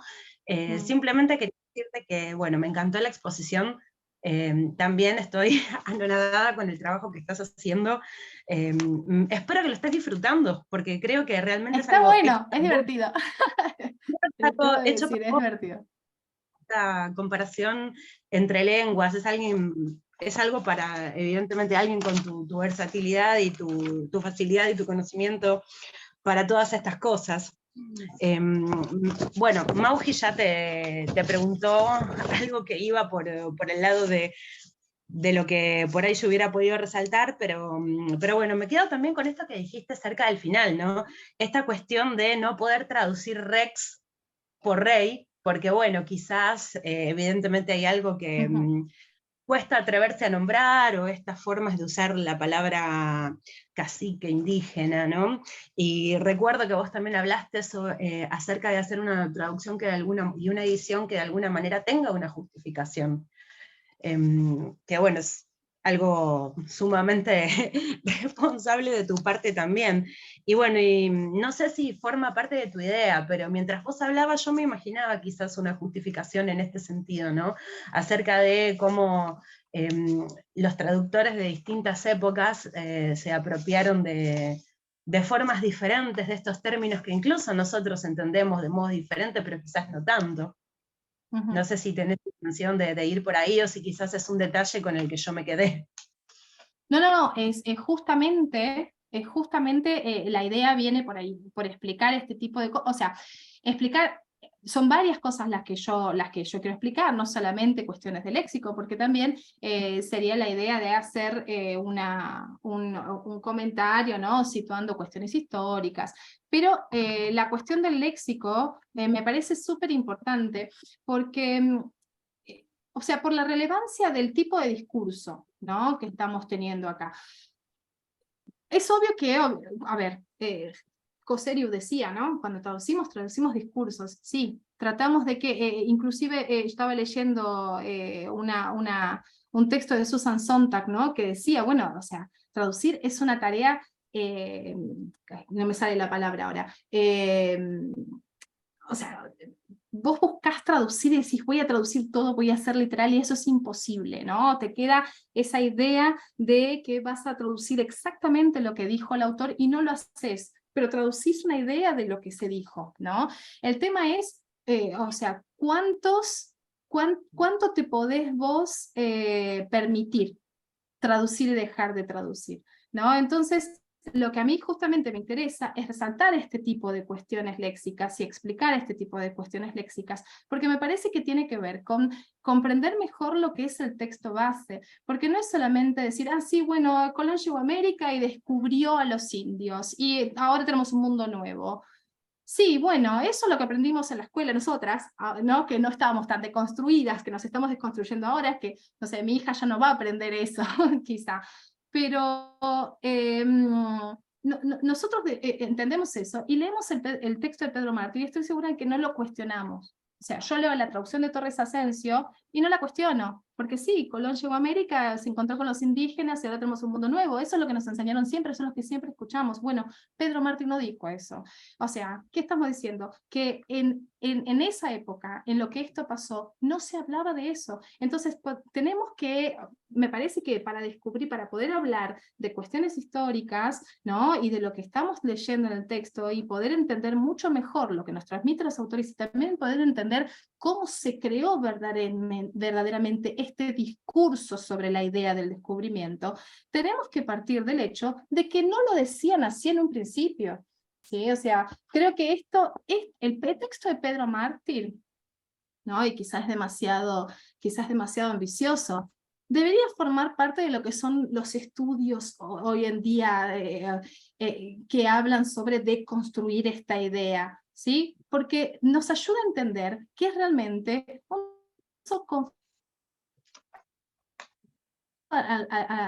con el correr del tiempo y que no fue eso lo que entendieron en un principio. ¿Sí? Entonces tenemos que volver a eso que se entendió en un principio. Entonces por eso es que me interesa volver a estas cuestiones del vocabulario y explayarme en lo que es el comentario, más que nada en estas cuestiones léxicas.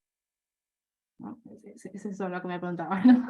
O sea, me puse a hablar y ya después me olvidé de lo que empecé a decir, ¿no? Pero, un comentario por lo menos sobre la primera década, y sí, imposible, sí. Sino por lo menos en un tiempo acotado. Me imagino el trabajo. No, a ver, yo en mi tesis no presento la traducción y el comentario. Yo en la tesis lo que hago es justificar, o sea, la cuestión de este tipo de estudios de traducciones, ¿sí? Lo que hago es hacer toda una muestra de lo que sí, de las particularidades de la lengua, no solamente desde el punto léxico, pero también muestro cuestiones morfosintácticas, en mucho me apoyo y cito obviamente muchísimo a Josefina Nagore, el trabajo de Andrade, para demostrar cómo ellas ya lo han estudiado. Hay otros estudiosos sobre el tema, Lutke, por ejemplo, estudió muchísimo sobre eso, Moreno de Alba estudió toda la cuestión de los indigenismos, eso me parece que es algo que tiene que estar en el texto.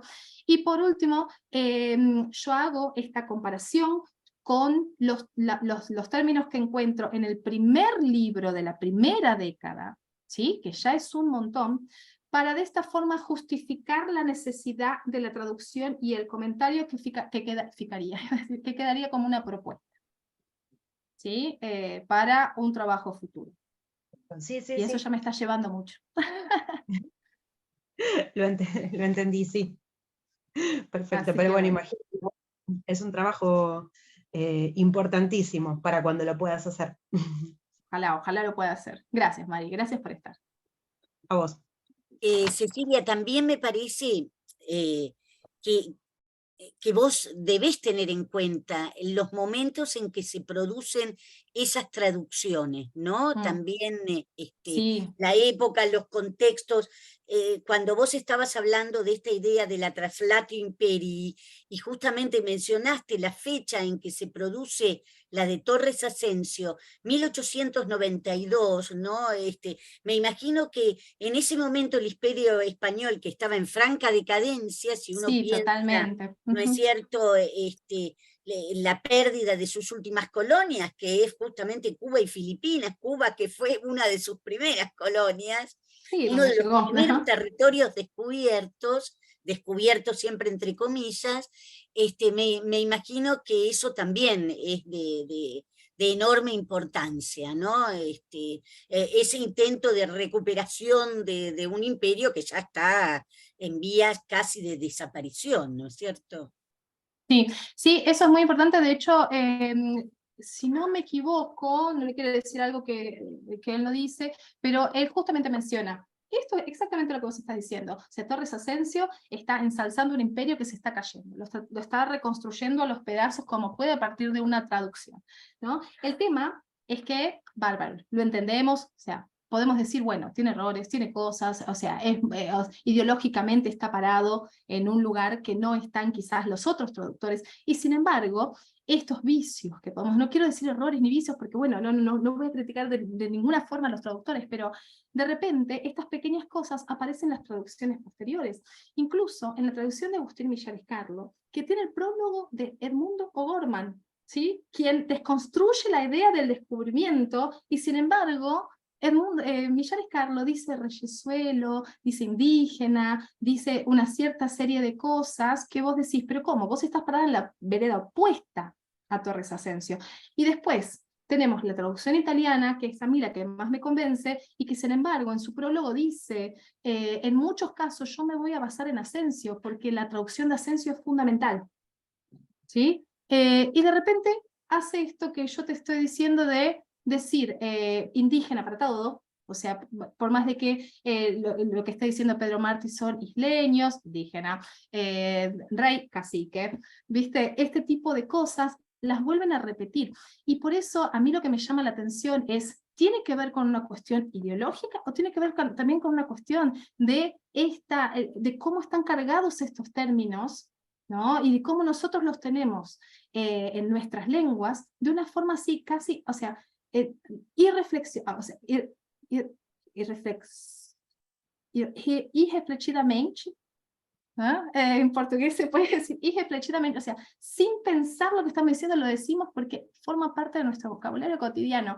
Y a mí me lleva a pensar, ¿por qué estos traductores, que estoy seguramente que son muy conscientes de eso, siguen usando este tipo de terminología y no se paran en la vereda en que está parado Pedro Martí, ¿no?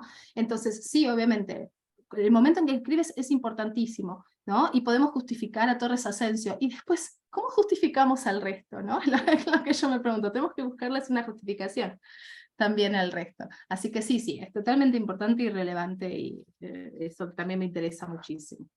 Por eso fue así, o sea, leyendo esas traducciones es lo que me llamó la atención. Cuando a mí me propusieron empezar a trabajar con este autor, que yo realmente no lo conocía, no tenía un tema. El tema surgió justamente cuando me puse a leer las traducciones y dije, pero momento, o sea, ¿qué está pasando? Y ahí fue cuando surgió estudiar este tema, ¿no? O sea, cuando me di cuenta que una traducción de 1892, ¿sí? Estaba siendo reproducida en el 2005 a pesar de todo el agua que pasó bajo el puente, ¿no? Durante todo ese tiempo. Pero sí, gracias. Gracias, Liliana, por el comentario. Por favor. Alguma pergunta, comentário mais? Algo mais? Alexandre. Olá, boa tarde. Levantei a mão mais para dar boa tarde a todos, a Elaine, Marcel, Maldi, a Liliana, obviamente Cecília, parabéns pela organização do seminário, aproveito aí para parabenizá-las e me desculpar por não ter podido acompanhar mais como eu gostaria. E queria só fazer uma pergunta, né? Talvez duas, Cecília.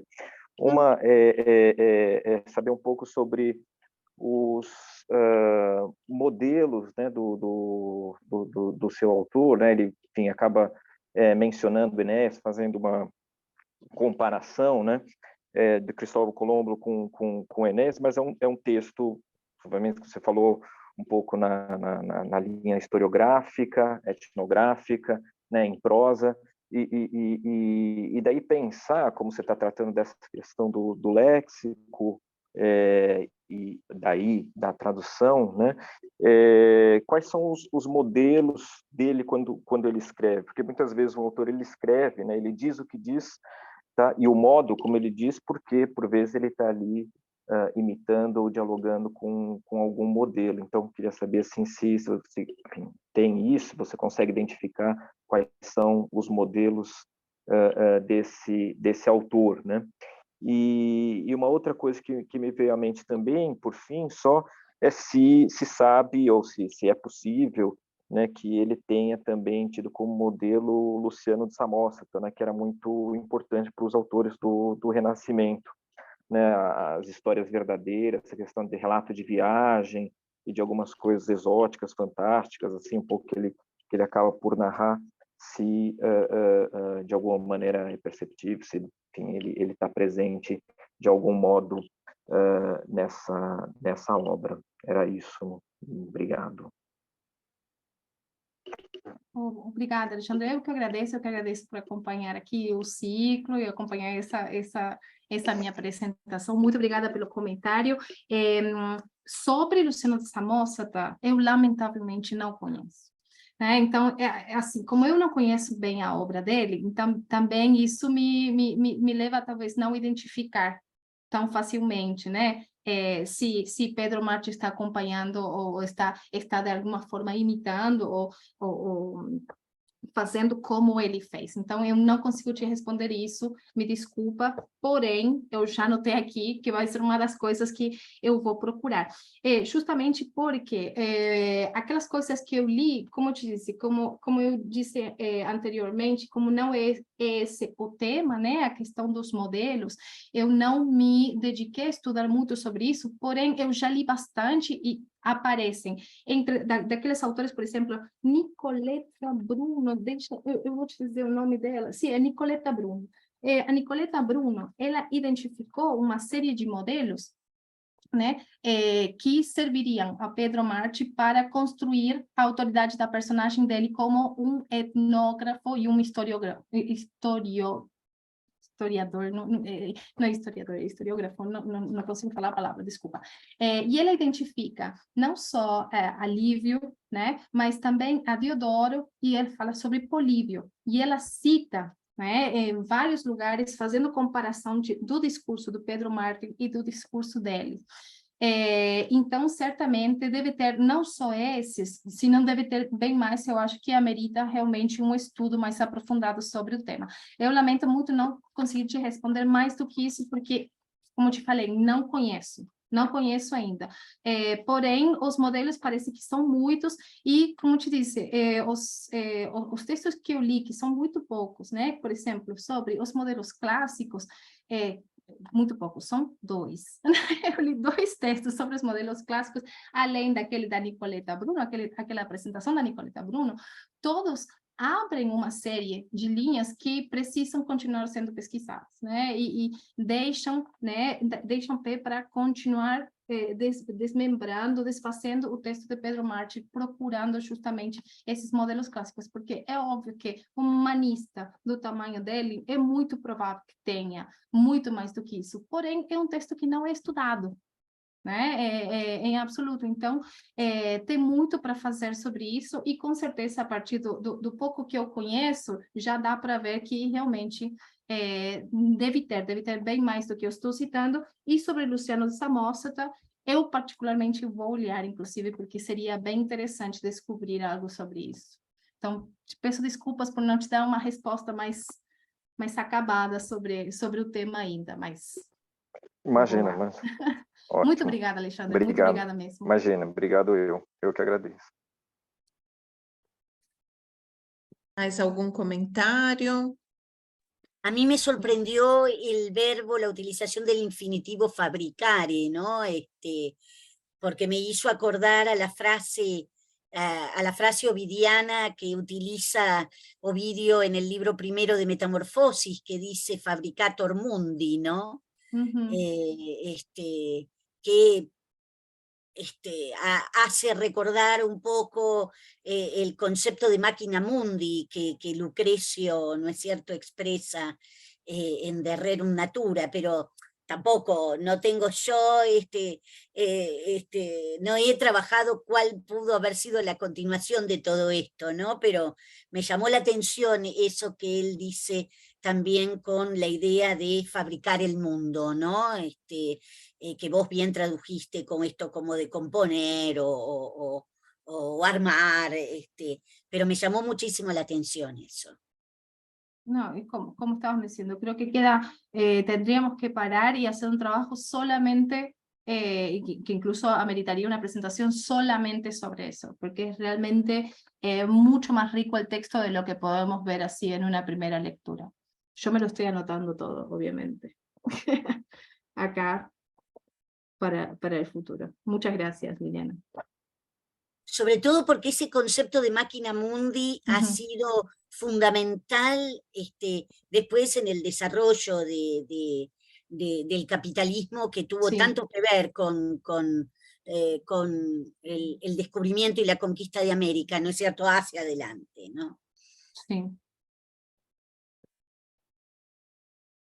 Estoy anotando. Gracias. Gracias. Voy a volver a eso, voy a volver a eso. Perguntas, comentários.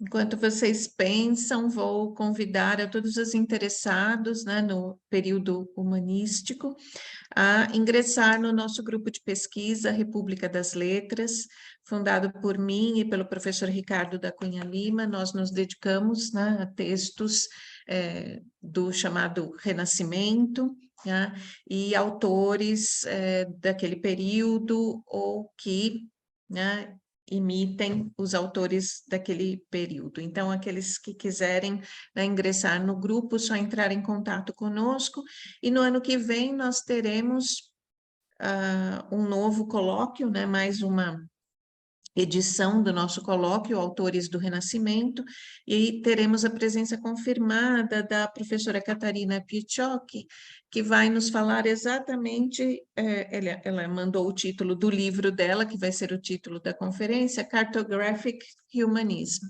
né?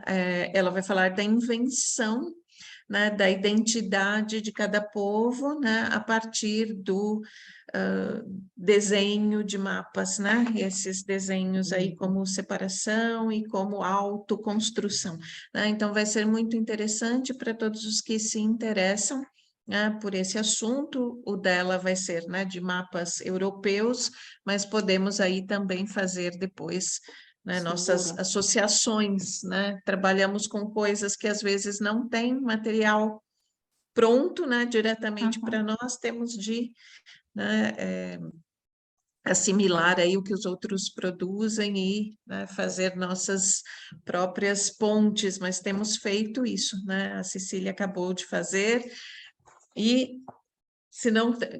intervenção felina aqui, né? Se não temos mais perguntas e comentários, mais nenhum, então vou agradecer a todos, agradecer muito a Cecília pela conferência, muito, muito interessante, que apresentou um tema novo e, assim, realmente no momento, né? E agradecer a presença de todos, né? Sempre as nossas co-organizadoras, né? Cecília e Liliana, presença do Alexandre, de todos os nossos ouvintes, e estaremos de volta, então, na próxima sexta-feira, não é, Cecília? Sí, bueno, solamente para cerrar, les agradezco muchísimo realmente por la presencia. Espero que se haya entendido. Yo sé que quizás un poco desordenado. Yo estoy aprendiendo sobre Pedro Mártir también, así que bueno, les quería comentar un poco a medida que escribía esta conferencia también, ¿no? Para presentarles a este autor, que me parece que es muy interesante y además es muy divertido. Les cuento que es muy divertido porque empieza a contar, ¿no? Todas las tramas internas, las peleas que empiezan a tener con la gente cuando llegan al territorio americano, así que bueno, se los recomiendo, y son traducciones que se pueden conseguir, incluso la de Asensio ya está, se puede conseguir, tiene libre acceso, así que el texto está disponible, así que se los recomiendo. Les cuento que el viernes tenemos nuestra última conferencia, ¿sí? O sea, nuestro último episodio de este ciclo que realmente nos trajo tanta satisfacción, y vamos a cerrar.